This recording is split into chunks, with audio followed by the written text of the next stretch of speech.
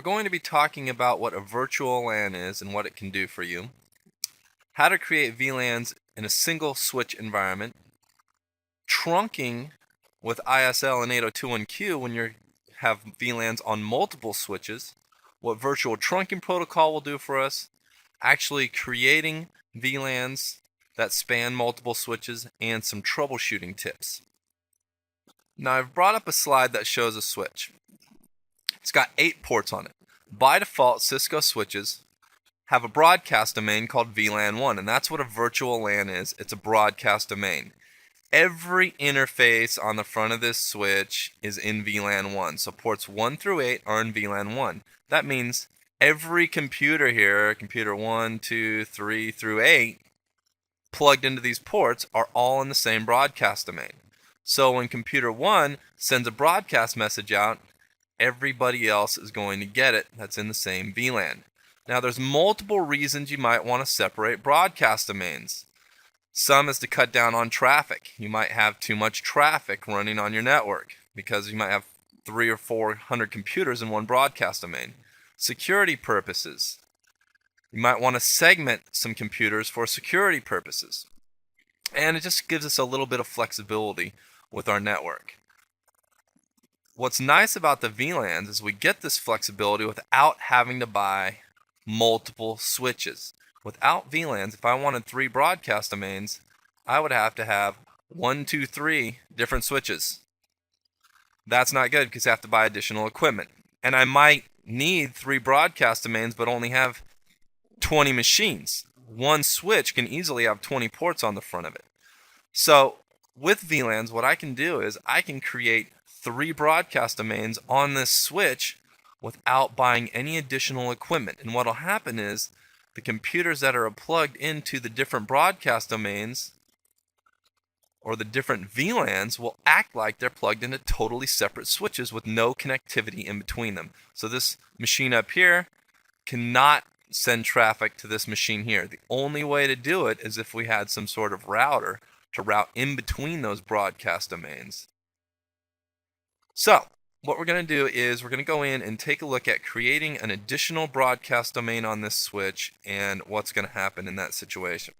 I've cleaned up this slide a little bit. What we're going to do is look at what would happen is if I created another VLAN, let's call it VLAN 2, and we'll put ports 1 through 3 in VLAN 2. So that means ports 4 through 8 will be in VLAN 1. How I do that is I go to the switch and I basically tell it that there's another VLAN, and I'll show you how to do that in a minute. So I go, hey switch, there's another broadcast domain VLAN 2. But just because I create the broadcast domain doesn't mean there's anything in it. So what I would do is at that point I would go to each interface and I said, hey, interface 1, you are no longer in VLAN 1. I am moving you to VLAN 2, broadcast domain 2. And I would do the same thing at interface 2 and interface 3, and that's called static VLAN assignment. What happens once I put these 3 ports in VLAN 2, the computers, computer 1, computer 2, and computer 3 that are plugged into those ports, they don't know what a VLAN is, by the way. These computers are oblivious to this. All they know is they're trying to send information out. The switch, now that those 3 computers or those ports those computers are plugged into is in a different broadcast domain, it won't let communication go to these other machines. So if this guy sends out a broadcast message, it's only going to hit computer 2 and computer 3. With a layer 2 switch, layer 2 of the OSI model, there's no way that computer 3 can communicate with computer 4. I'm going to change colors here, go to red, so you can see where the VLANs differ. So if computer 3 tries to communicate with computer 4, not going to be able to do it. Because what would happen is, how would computer 3 try to communicate with computer 4? Might try to send out an ARP request for this guy's MAC address. Maybe his MAC address is AD. What's an ARP? It's a broadcast. If computer 3 sends out a broadcast message, only computer 1 and computer 2 are going to get it. The switch will not let communication go between these 2 ports. The only way to do that is if somehow we had a router that had an interface in VLAN 1 or an interface in VLAN 1 over here and an interface in VLAN 2.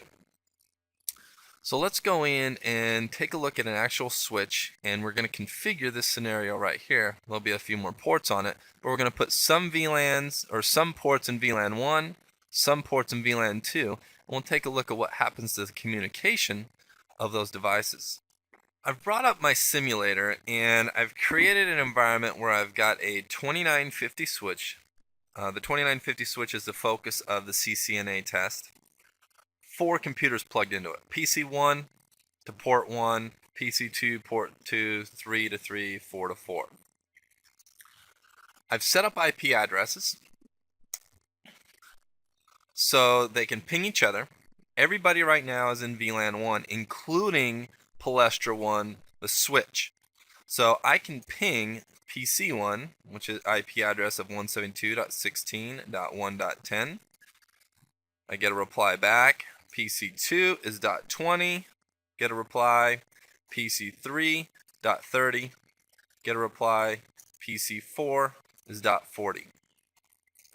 If I do a show run and I look at the switch configuration, here is where I set the IP address for the switch. It's called a VLAN interface.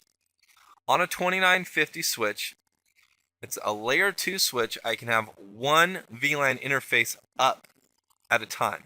By default, it's interface VLAN 1, but there's no IP address. I've set an IP address to allow the switch to ping all 4 machines. So ports 1 through 4, as well as the switch IP, all have IP addresses in interface VLAN 1. If I want to check it out, I can use a show command. Just typed in the show VLAN command, and this is what I get out of it. Shows me the VLANs. Number 1 is the default. 1002, 3, 4, and 5 are reserved VLANs. Number 1's the default. All ports on the front of the switch are in VLAN 1. Port 12 is all the way over here. It normally would show up over here if it wasn't in the sim. So VLAN 1, which is broadcast domain 1, has all the ports. So any computer plugged into any of these ports on the front of this switch are going to be in VLAN 1, as well as the switch IP is in VLAN 1. So everything in VLAN 1, as long as they have the right IP addresses, will be able to communicate without passing through a router. That's the key thing, is without passing through a router. Let's take a look at what happens when I put computers 3 and computers 4 that are plugged into ports 3 and 4 into a different VLAN. So the first thing I'm going to have to do is create that VLAN. To create a VLAN, I have to go in and enter the VLAN database. All the information about VLANs is contained in a database file on the switch. So what I have to do is I have to enter the VLAN database mode by typing in VLAN database. Now I can go in and create the VLAN. I just go VLAN, I'll call it VLAN 2, and I can give it a name. VLAN 2, get real creative there. So I go VLAN 2, name VLAN 2. I don't have to put the name, that's optional. The switch will assign it a name if I don't put one. Now, if I do a show VLAN, I can see that there is a VLAN 2 now. Just take a look at it right up here, VLAN 2. But there aren't any ports in it. So, the default VLAN, VLAN 1, still has all the ports. VLAN 2 does not have any ports in it, so there's nothing actually in VLAN 2. Next step is to go ahead and put some interfaces into VLAN 2, and the computers that are plugged into those interfaces will be in VLAN 2. I'm going to put VLAN or interfaces 3 and 4 in VLAN 2. So I have to go to the interface FA0/3, and the command for this is switch port access VLAN and then the number of the VLAN, VLAN 3. Access VLAN does not exist, creating VLAN 3. Oh, I'm supposed to be putting the port into VLAN 3, not creating VLAN 3. So port 3 goes in VLAN 2, my mistake. What's nice about this though, something you can see is if VLAN 3 does not exist, it automatically creates it. So I messed that up on purpose so you can see what happens when you specify a VLAN that does not exist. I'm going to change that though. I'm going to put it back to VLAN 2. So now I have switch port 3 in VLAN 2. I'm going to call out my previous commands, go to FA04, enter, and switch port access VLAN 2. So I went the long way about this, but I put interface 3 and interface 4 into VLAN 2. Now when I do a show VLAN, I can take a look at it and I see that all the ports are in VLAN 1 still, except for ports 3 and ports 4. So anything plugged into these two ports will be isolated from the rest of the broadcast domains. So let's take a look at what that means. Now remember, the switch IP is in VLAN 1. So I should be able to ping the IP addresses of the computers that are still in VLAN 1. That's computer 1 and that's computer 2. And those are the IP addresses for 1 and 2.20 and .10. Now the IP address for the switch is not in VLAN 2. So I should not be able to ping computer 3, which I cannot. Notice I get an error. It does not allow me to ping. And I cannot ping computer 4. Again, the switch's IP exists in VLAN 1. Since it's in a different broadcast domain, it cannot ping those machines. If I go to the machines themselves, eStation 1, I can try pinging. So I'll ping machine 2, 172.16.1.20. I get a reply back, all successful. But if I try to ping .30, which is machine 3, I can't hit it. And if I try to ping .40, which is machine 4, can't hit that. Let me go to machine 3 on my sim here, eStation 3, and I go in and I can ping computer 4. That's the IP address for computer 4. I can ping computer 4, but I cannot ping computer 1, which is IP address of 10, or computer 2, which has an IP address of 20. Let me recap what I've just done. I brought up the slide here, and we've got the switch that I was showing. There's actually 12 ports on that switch. So what we did was in VLAN 1, there's ports 1 and 2, and then 5 through 12 in VLAN 1. I took interfaces 3 and interfaces 4 and put them in a different broadcast domain, which is VLAN 2. So I've got computer 1 and computer 2, and then computer 3 and computer 4. These two ports I sectioned out and put into VLAN 2. So those two ports are in VLAN 2. In my scenario, there are only 4 computers, 1 through 4. So what happens when I try to ping? The IP addresses all match the first 3 octets, 172.16.1.x. This IP is .10, this IP is 20, this IP 30, this IP is 40. Since these two are in a different broadcast domain, when I try from machine 1 and I try to ping 172.16.1.30, let's say, what happens is my machine looks at that IP address and goes, okay, that is a local IP that's in the same broadcast domain, or the IP is anyway. Let me do an ARP request. He does an ARP request. An ARP request is a broadcast message requesting a MAC address from a known IP. The switch sees this broadcast and only forwards it out other ports that are in VLAN 1. So if there were other computers plugged into the other switches, they would all receive it.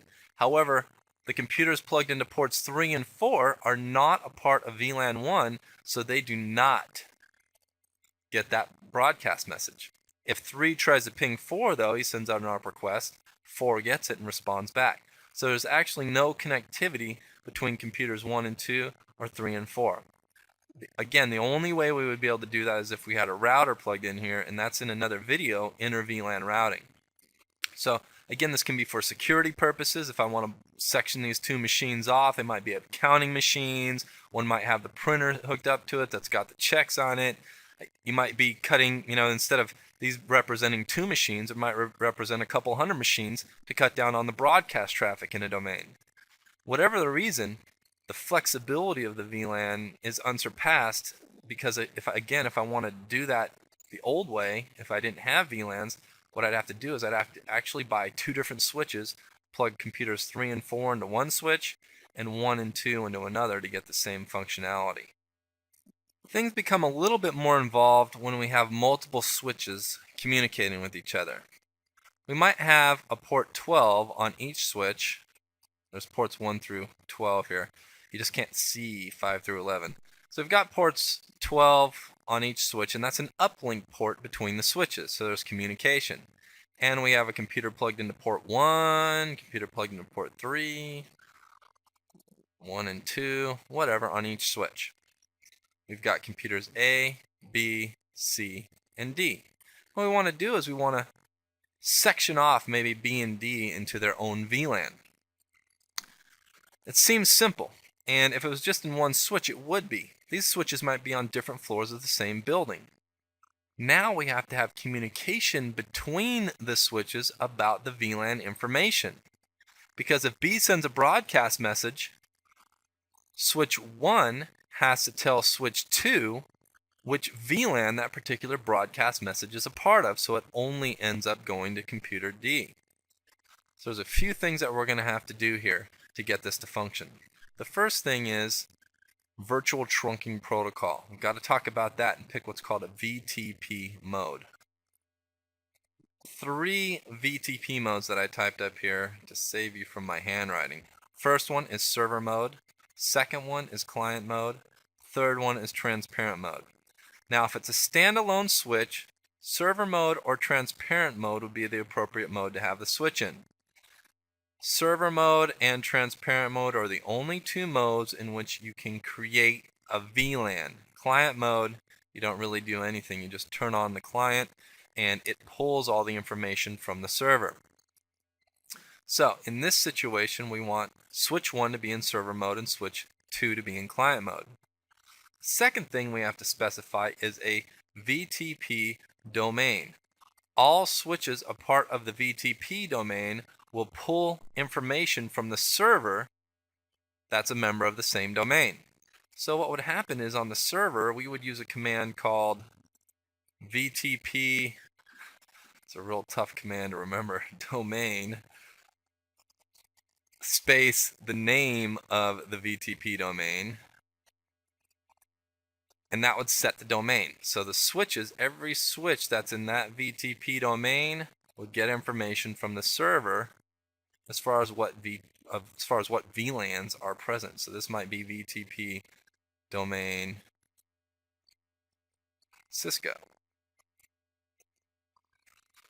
So we have a client, and we typed in VTP client, VTP server on the server.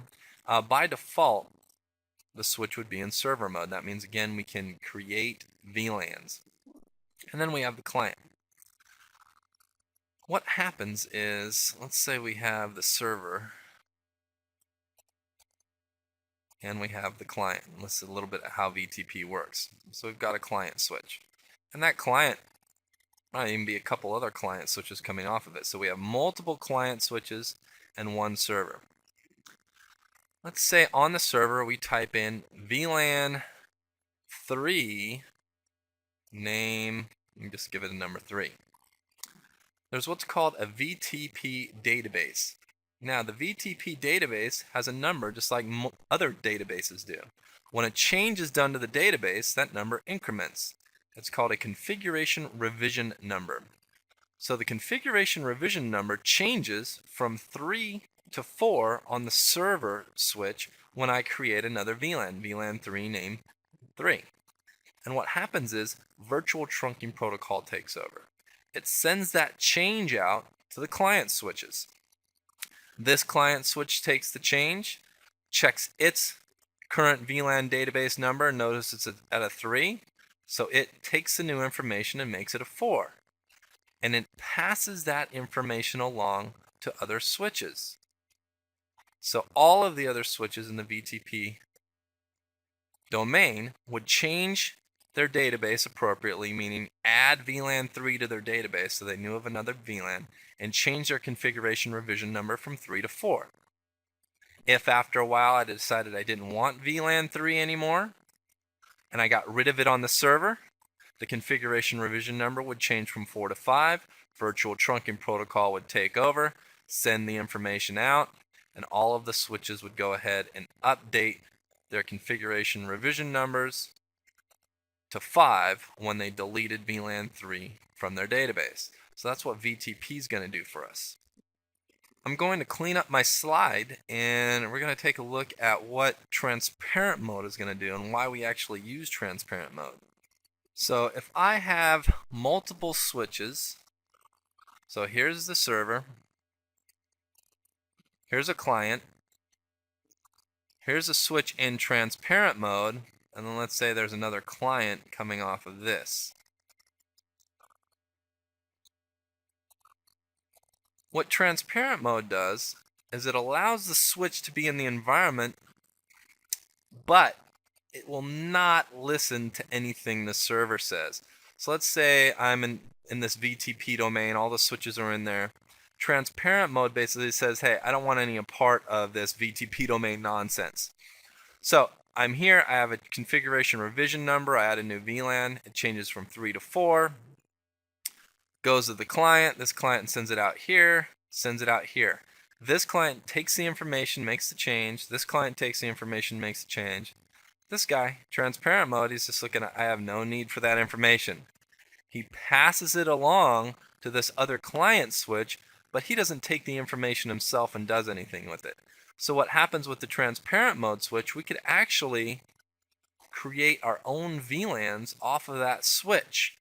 And these two computers can be hanging out all by themselves, and no one else, or no other switches in this VTP domain would know about this VLAN. So it allows us to kind of section off a switch and create VLANs on it without having it be part of the VTP domain. You can do that for whatever security purposes or traffic broadcast domain dissection purposes you want.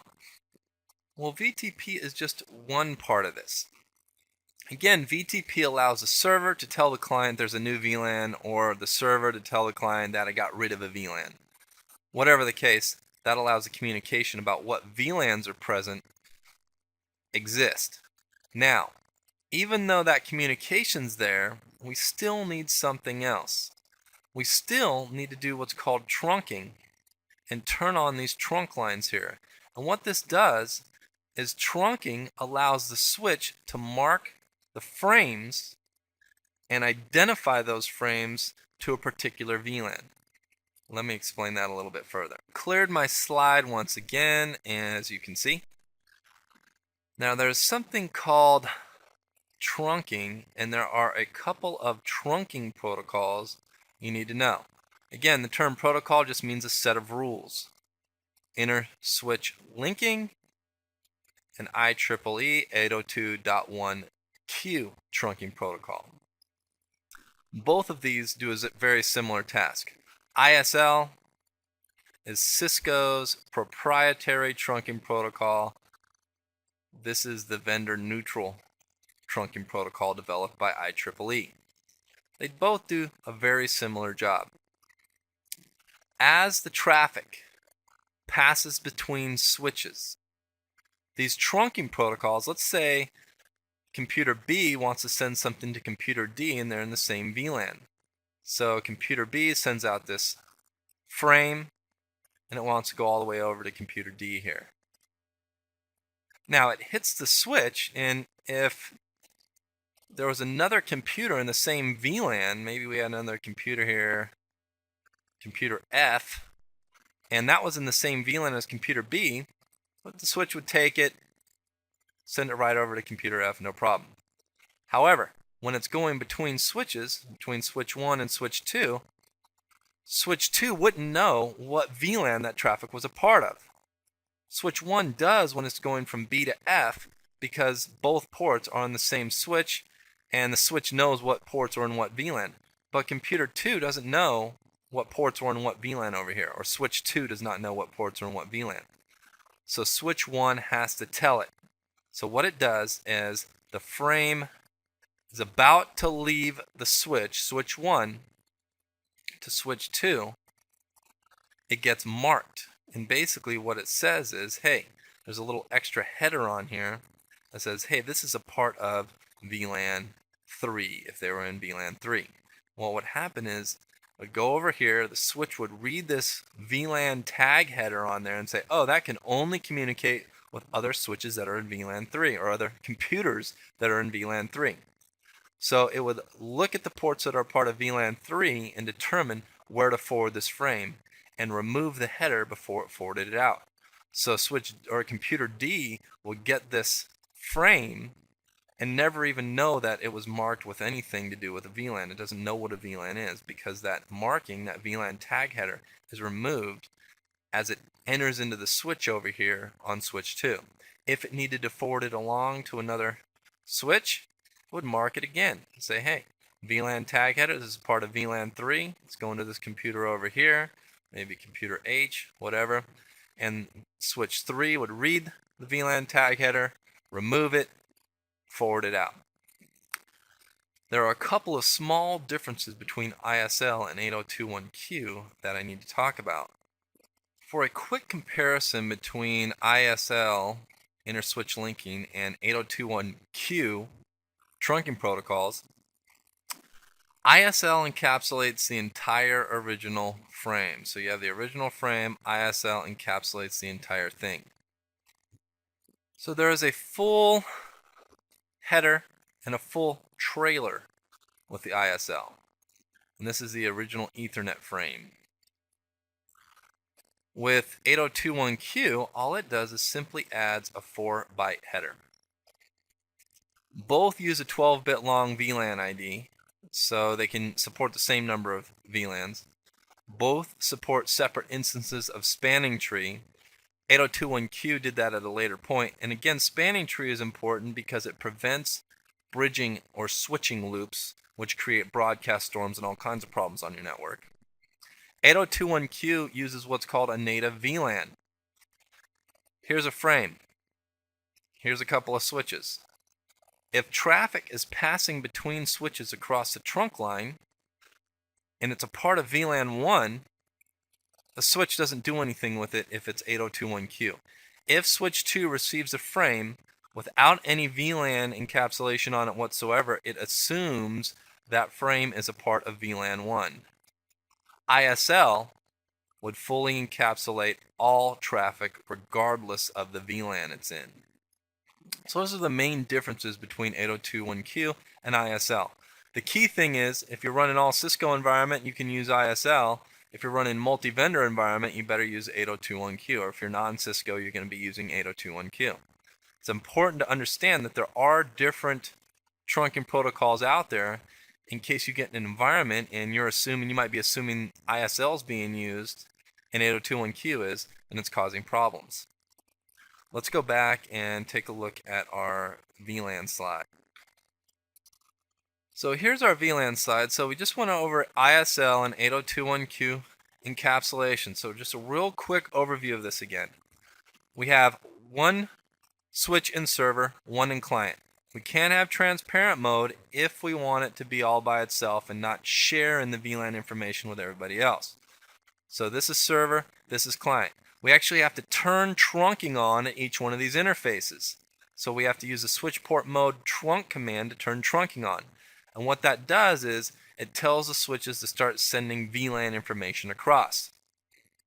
On the server, on this switch right here, this is where we go in and create all the VLANs. So we go create all the VLANs and then assign the ports to the appropriate VLAN. We go to each port one at a time, put it in the right VLAN, and we'd be good to go at that point. There are a bunch of show commands here that we can use to check this out, and there are different commands we use to assign the ports to the VLANs, turn trunking on, things like that. So let's go in and configure a couple of switches with this same scenario, minus computer F. So we'll have computer A, B, C, D, switch 1, switch 2, and we'll set up some VLANs. So here's the scenario in my simulator. Palestra 1, Palestra 2. FA012 from Palestra 1 connects to FA012 on Palestra 2. I've got 4 machines, PC1, PC2, PC3, PC4. PC1 and 2 are plugged into ports 1 and 2 on Palestra 1. PC3 and 4 are connected to ports 1 and 2 on Palestra 2. So what I'm going to do is I'm actually going to create 2 additional VLANs, put PC1 and PC3 in one VLAN, PC2 and PC4 in another VLAN.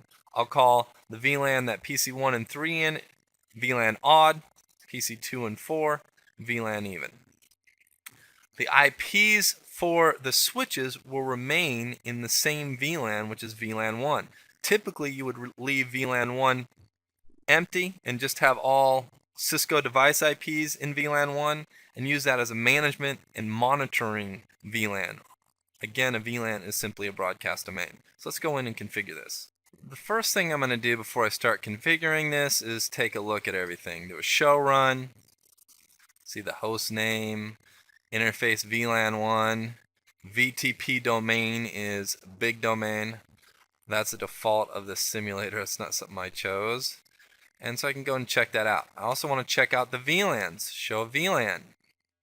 I see that there's a VLAN 1 as well as the other default VLANs reserved for FIDI, Token Ring, FIDINet.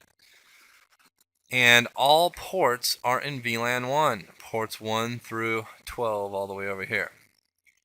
So what I'm going to be doing is making 12 a trunk port and put ports 1 and port 2 in 2 different VLANs. Again, if I do a show run, I can see interface 1 and 2, no configuration underneath that. Interface 12, no configuration underneath that. So everything should be fine. Show VTP status shows me the VTP information here. So shows me that VTP version is 2. There are multiple versions of VTP. Both switches, or every switch in your VTP domain, needs to support the same version. I can revert to version 1 if needed. Configuration revision number is currently at 2. Maximum number of VLANs is 64 supported locally. The operating mode that this particular switch is in is server mode, and that's the mode I want switch 1 to be in, or Palestra 1. Palestra 2 I'm going to end up making in client mode. But I'm going to do the bulk of the work over here and then just tell the other one that it's a client. So what I'm going to do here is go in and create a couple of VLANs. My command is VLAN database. I need to get back one mode. I don't know why I went into that mode. VLAN database. And I'm going to create VLAN. I'm just going to make it VLAN 11. Name odd. And then I'm going to create VLAN 12. Name even. Computers 1 and 3 on the 2 switches are going to go in VLAN 11. Computers 2 and 4 are going to go in VLAN 12, which is the even VLAN. Notice odd numbers, odd, even numbers, even. So I've created the VLANs, but I haven't turned trunking or anything like that on or added the ports to the VLANs. So the next thing I'm going to do, since this switch is already in server mode, my VLANs are created. I'm going to exit out of here, and I'm going to go to interface FA0/1. I'm going to make this interface a member of VLAN 11.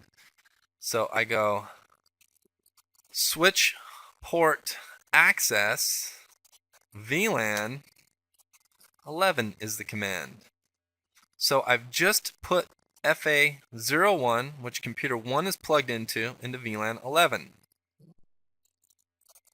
I'm going to go to interface FA0/2 and put it in VLAN 12. Just bring up my previous commands using Control P or the up arrow. And now FA02 is part of VLAN 12. If I want to change the VTP domain, let's change the VTP domain to Palestra. Let me exit out of here, and I can set the VTP domain to something beside big domain, since I just don't like the name big domain. Let me get back into the VLAN database. And I'm going to go VTP domain Palestra. So the VTP domain was changed from null, which was big domain, to Palestra. I will exit out of here. And now what I need to do, the last thing, I've set the VTP domain. I've made sure that this switch is in server mode, and it has to be in server mode, otherwise I wouldn't have been able to create the VLANs. And I've set the switch port access VLAN 11 command on FA01 to make that a member of the odd VLAN, VLAN 11. And I've used the VLAN 12, switch port access VLAN 12, to make port FA02 a member of the even VLAN, VLAN 12.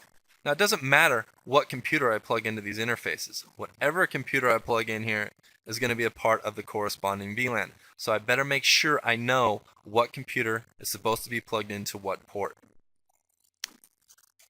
Let me go in. I'm already in global mode, so I don't need to type that command out. So what I'm going to do now is I'm going to go in and I'm going to turn interface FA0/12 into a trunk. Switch port, let me use my tab key there, mode, and I've got multiple options here with the mode that my switch port is going to be in, and these are important. Trunk. If I say trunk, that means it's going to be a trunk. Always trunking, meaning carrying VLAN information. If I say dynamic, what that does is it tries to be a trunk. It's going to dynamically negotiate access mode or trunking mode. So it'll try to be a trunk if the other end is a PC and it's not trying to share VLAN information, then it'll go ahead and be an access port. Access ports, the term access means basically it's an access to our end users. So a computer would plug into an access port. A switch would be connected through a trunk port carrying VLAN traffic. So switch port mode dynamic tries to do trunking. If the other device is not set up for trunking, then it becomes an access port. Or I could go switch port mode access, which is the default, and it will simply be a switch port to plug a machine into, or another switch if I wasn't going to be doing uplinking. Since I know it's trunking, I'm going to use trunk as my command and turn that into a trunk. So real quick of show VTP status is my command. Shows me the VTP version, configuration revision number, maximum number of VLANs. This should have upped, by the way, when I created the new VLANs. Normally it will when it's not on the simulator. VTP operating mode is server. Palestra is the name of my VTP domain. And if I do a show running config, I can check out what I've configured on the interfaces. Notice FA01, part of VLAN 11. FA02, part of VLAN 12. My mode is still VTP server. You can see that I've created these other two VLANs, all that. So I can go in and check that out. Another command I can use that I've been using earlier, show VLAN, will now show me that port 11 is in the odd VLAN. I'm sorry, port 1 is in the odd VLAN, VLAN 11. Port 2 is in the even VLAN, VLAN 12. And then the last thing is I want to check out my port, my trunk there, and I can see that switch port mode trunk. So port 12 is a trunk. I want to make sure that that's up. So what I would do next is show interfaces to make sure all my interfaces that I need up and up. Particularly interface 12 because that's my trunk, up and up. Okay, everything's good.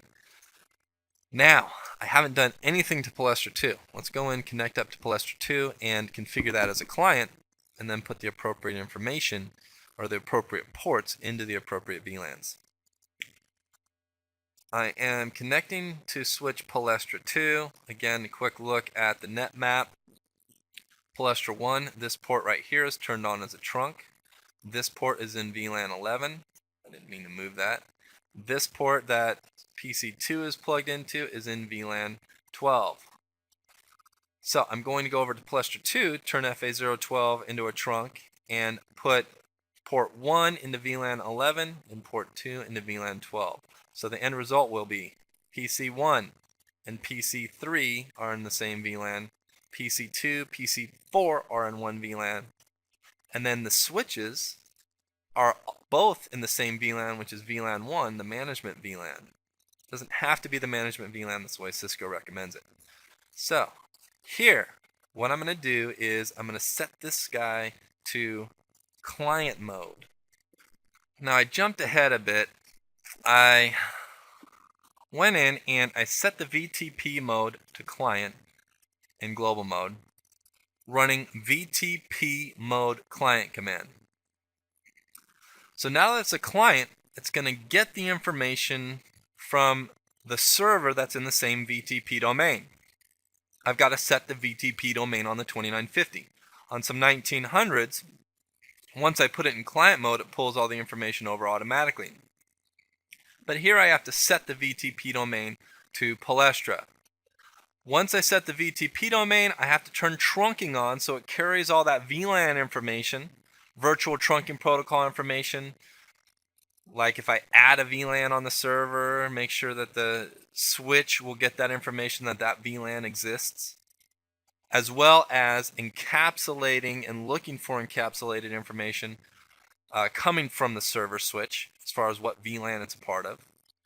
Then now that this Palestra 2 knows that VLAN 11 exists because it got the information from Palestra 1, I can set FA01 into the odd VLAN, VLAN 11, and I can set FA02 into the even VLAN, VLAN 12. Now I can go in and check out everything that I've done and make sure that I see it there. Show VTP status. I see VTP domain is Palestra. The mode is client, so that's good. I can do a show VLAN and verify the VLAN information. And when I do that, you can see here that it sees the VLANs. There's VLAN 11 odd, VLAN 12 even. I did not create those VLANs on this switch. The only way it found out about these VLANs is by making it part of the VTP domain Palestra, making sure it's a client switch so it listens to the server, and turning trunking on. If I didn't have trunking on, or the VTP domain wasn't right, or it wasn't in client mode, it wouldn't get this information. So I can check that out. Now what I want to do is again use my show command, show run. I do this a couple times just to make sure everything looks good. Switch ports are in the right VLANs, which I just saw with the show VLAN command. Switch port mode is a trunk for 12. VTP mode's client. VTP domain is Palestra. Everything's good. So now let's try some pinging. So what I can do is I can type in ping 172.16.1.1. What that is that is pinging. Let me show the net map. Palestra 2 is pinging Palestra 1 through VLAN 1. So what happens is, as the packet leaves Palestra 2's interface, it gets encapsulated with ISL information saying, hey, only goes to VLAN 1. Since Palestra 1, its IP address is in VLAN 1, it's able to receive the ping, send a reply back. Now watch what happens when I try to ping .16.1.30, which is computer 3, from Palestra 2. I don't get a reply. And again, looking at my net map, Palestra 2 is directly connected to PC3. They're in the same physical connection. So I have a connection running directly from PC3 to Palestra 2. PC3 plugs into Palestra 2's FA01 port. However, PC3's IP address, which I just moved around here, PC3's IP is in VLAN 11. Palestra 2's IP is in VLAN 1. They can't ping each other. PC3, however, should be able to ping PC1 because they are in the same VLAN. They're both in VLAN 11. Let's verify that. Whoops, wrong machine here. Let me go to my eStation 3, ping 172.16.1.10, and I should get a reply. And I get a reply because they're in the same VLAN. Now watch what happens when I try to ping PC4, which has an IP of 40. Request timed out. And again, looking at my NetMap viewer, PC3 and 4 are plugged into the same switch. But port 2 that PC4 is plugged into is in a different VLAN, a different broadcast domain, so the switch does not allow PC3 to communicate with PC4. However, PC4 can communicate with PC2 because they are in the same VLAN, so I get a reply back. Let me illustrate this on the slide one more time just to make sure it's clear. So here's my slide again with the switches. Now we've got switch, and this is actually called Palestra 1, not switch 1. Palestra 2, not switch 2 in the sim that I did. So I've got a computer plugged into port 1 and a computer plugged into port 2. Computer 1, computer 2. Computer 3 is plugged into port 1 on switch 2. Computer 4 is plugged into port 2 on switch 2. We made a trunk out of the connection from interface 12 to interface 12 between the switches. We turned trunking on there. Everybody's a part of the same VTP domain. That's supposed to be a P. And the VTP domain is Palestra. And I did that by typing VTP domain Palestra on both devices. Switch 1 is in server mode, and switch 2 is in client mode. Now, what I did was I created VLAN 11, the odd VLAN on server or switch 1, and VLAN 12 on switch 1. Then once this guy had the client, I assigned ports 1 from each switch into VLAN 11 and port 2 from each switch into VLAN 12. So when 3 wants to communicate with computer 1, let's say ARP request whatever, enters into the port, the switch looks at that ARP request and goes, oh, that can only go to other devices that are in VLAN 1. So it does not send it out here. It sends it out there. Since it's a part of, I'm sorry, I said VLAN 1, it's a VLAN 11. Since it's a part of VLAN 11, it encapsulates it, puts a little CRC on the trailer here, VLAN tag header there, saying, hey, this is a part of VLAN 1, sends it over to this switch. The switch reads the information, then strips it off, takes the frame and goes, oh, that's got to go. The only other port that's in VLAN 11 is here, floods that frame out of that port. This machine gets it. 2 and 4 don't see it. Even if I tried to directly communicate with machine 4, switch 2 won't allow it. It just simply will not allow traffic to go from port 1 to port 2 since they're in separate VLANs.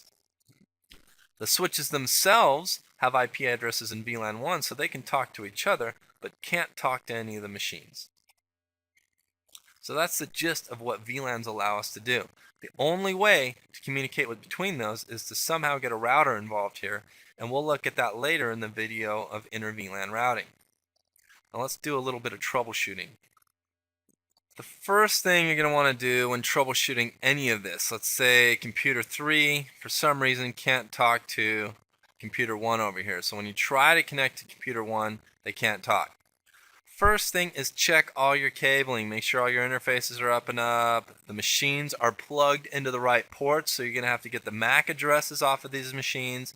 Make sure they show up in the MAC address table of the switches on the right ports. First thing I would test is verify that the switches can ping each other. Is everything functioning in VLAN 1 appropriately? Then go in and check to make sure that the VLANs exist on both switches. Verify the VTP information, all that. Make sure that the interfaces are in the right VLANs. So basically check everything you've done to set it up appropriately in the first place. And if 3 can't ping 1, check the IPs. Maybe there's a bad IP in there, something like that. So check your steps. And very important, check the cabling where it's plugged into. Because if I take 3 and plug it into port 4 over here, all of a sudden it's not in VLAN 11. It's in VLAN 1 now. So it's very important that they're plugged into the right switches. Let's take a look at some show commands back at the switches that will help us out. I've connected up to switch Palestra 1 here. And some commands that are very helpful. Show VLAN. Verify, especially on the server here, verify that the VLANs exist. The right interfaces are a part of the right VLANs. Very important. I can do a show running config and check it out there as well. I can see my port configuration, the switch port mode trunk command, make sure the trunk's been turned into a trunk. Show VTP status. If I make a change over here and add a new VLAN, this configuration revision number should increment. When it does increment, make sure the configuration revision number matches on the server and on the client switches. Make sure the VTP domain is the same letters. Sometimes people might type something in wrong, like transpose the E and A there, and it wouldn't work. So they've got to be the same VTP domains, all that. So verify the VTP domains, physical cabling, show interfaces, and verify that the interfaces are up that you're trying to work on, especially the trunk. So trunk is up. So all those things are important to check. You can also do a show interfaces and check out for a particular VLAN. So you can do show interfaces VLAN and then enter the number of the VLAN, or just hit enter. Whoops, got to enter the number here. 11. So I can check that out. Show. Let me try this again. VLAN and then question mark. It should work. Let me put the VLAN number here. 11. I'm doing the command right. Again, on the sim, sometimes things don't work out exactly the way they should. I can also do show interfaces trunk as well to check out my trunks and make sure they're on. So the port mode is on. Now check this out. FA012 is a trunk. The mode is on. That is good. The VLANs allowed to go across it are 11 and 12, which are all the VLANs there. That's good information. I can limit the VLANs that can go across particular trunks if I want to. If I just do switch port mode trunk, however, it'll allow all VLANs to carry across the trunk. So some very helpful commands in there when you want to figure out why you may not be able to paint. Again, always check layer 1, which is the physical cabling, and the IP addressing. Very important. IP addressing, again, not layer 1, layer 3, but check layer 1 and check layer 3 as well. So we have talked about what a virtual LAN is. Again, it's a broadcast domain. A single switch virtual LAN creation, much easier than with multiple switches. We don't have to worry about all that VTP stuff or ISL and 8021Q. We talked about ISL and 8021Q when we have multiple switches with VLAN information, as well as virtual trunking protocol.